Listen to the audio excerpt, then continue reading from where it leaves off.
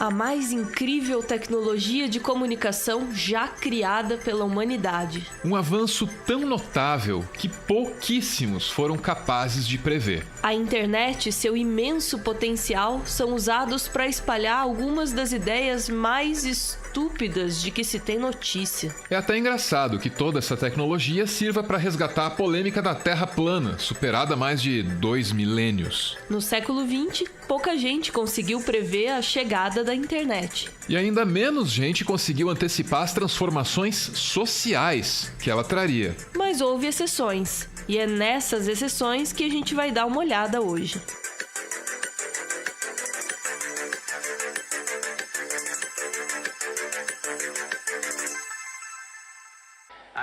Penso nos incríveis avanços que se tornaram possíveis com o desenvolvimento das comunicações,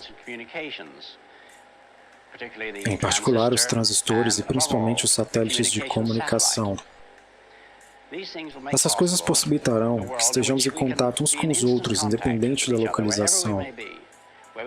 Poderemos entrar em contato com os nossos amigos em todo o planeta, mesmo sem saber onde eles estão.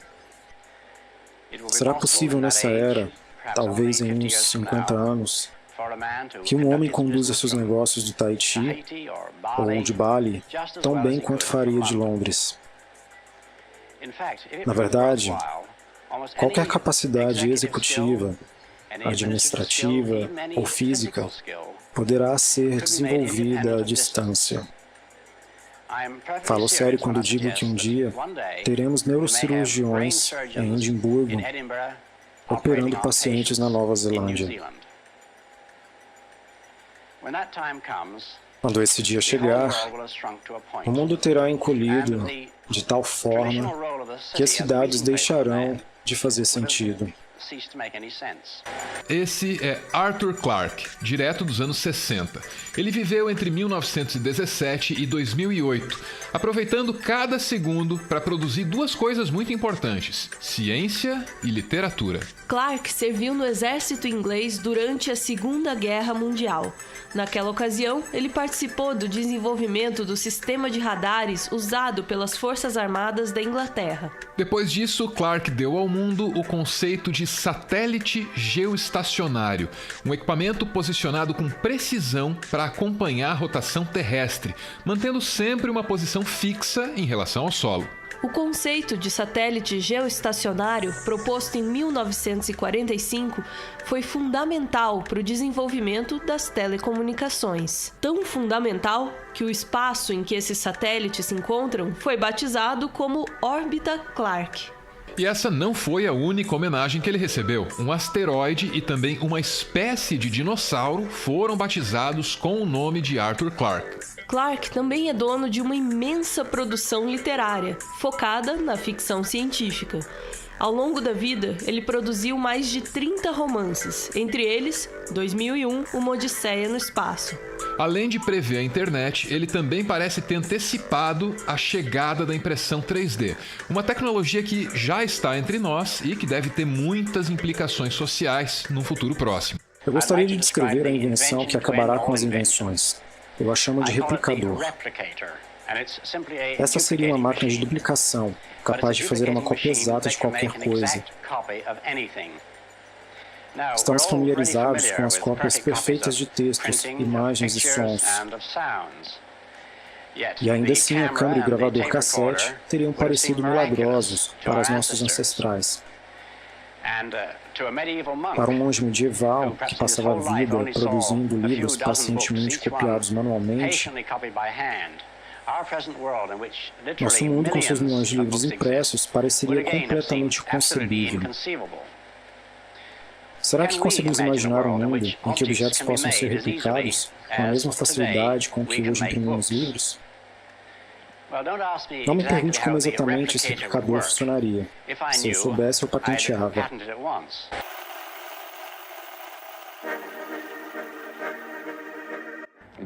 Ao invés de sair de casa para comprar uma das 5.000 cópias impressas de um livro, você usaria o telefone para descrever suas necessidades e seus problemas.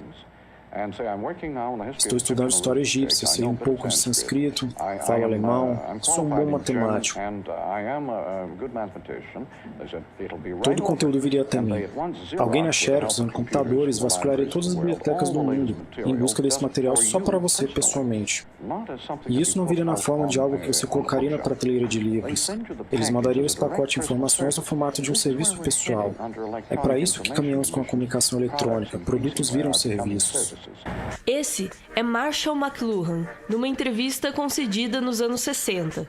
Seria difícil de imaginar uma mente mais dedicada a entender os efeitos da mídia na sociedade. Para o McLuhan, as tecnologias comunicacionais são tão importantes, são tão decisivas para o que acontece no mundo, que elas dividem a história humana em 4 partes. Houve a era acústica, iniciada quando nos comunicávamos quase que exclusivamente através da fala. Houve a era da escrita e, depois dela, a era da prensa, iniciada por volta de 1450, quando a humanidade aprendeu a reproduzir textos de maneira massiva, usando a tecnologia da prensa de tipos móveis, hoje meio primitiva. Hoje, nós ainda vivemos o início da era eletrônica e não há nenhuma estabilidade à vista. As transformações trazidas por essa nova era se acumulam numa velocidade maior que a nossa capacidade de assimilar essas transformações. A internet transforma a política, a economia e até a organização das cidades, na medida em que ela tem tido um papel cada vez mais relevante na mobilidade urbana. A internet transforma, sobretudo, a maneira como consumimos informação, e essa era a grande preocupação de McLuhan. Nos anos 60, muito antes do termo algoritmo estar na moda, ele anunciava a manipulação privada que sofreríamos quando anunciantes fossem capazes de escolher que conteúdo nós veríamos. McLuhan argumentava que esse fenômeno, descrito por ele como manipulação privada, limitaria o escopo das nossas informações. Basicamente, ele estava prevendo as bolhas em que as redes sociais nos prendem. O grosso dessas previsões está nesse livro aqui, chamado Understanding Media. Mas, nas entrevistas, também dá para notar que o cara era mesmo um visionário. Clarke, já nos anos 60, previa que a inteligência artificial traçaria uma linha na história humana. Haveria um antes e um depois dela. Serão máquinas inteligentes, mesmo diante de todas as definições possíveis de inteligência. Já existem computadores capazes de dialogar com você. As pessoas nem acreditam que estão falando com uma máquina, embora os diálogos fiquem restritos a determinadas áreas. Muitos cientistas acreditam que no próximo século teremos máquinas mais inteligentes que nós mesmos. Claro, isso seria um dos maiores divisores de águas da história. Aqui, as visões de Clarke e de McLuhan se combinam. Ou pelo menos eu acho que se combinam, porque o HAL, que é o vilão de 2001, Uma Odisseia no Espaço, poderia ser o destino final daquela era eletrônica tão bem descrita pelo McLuhan.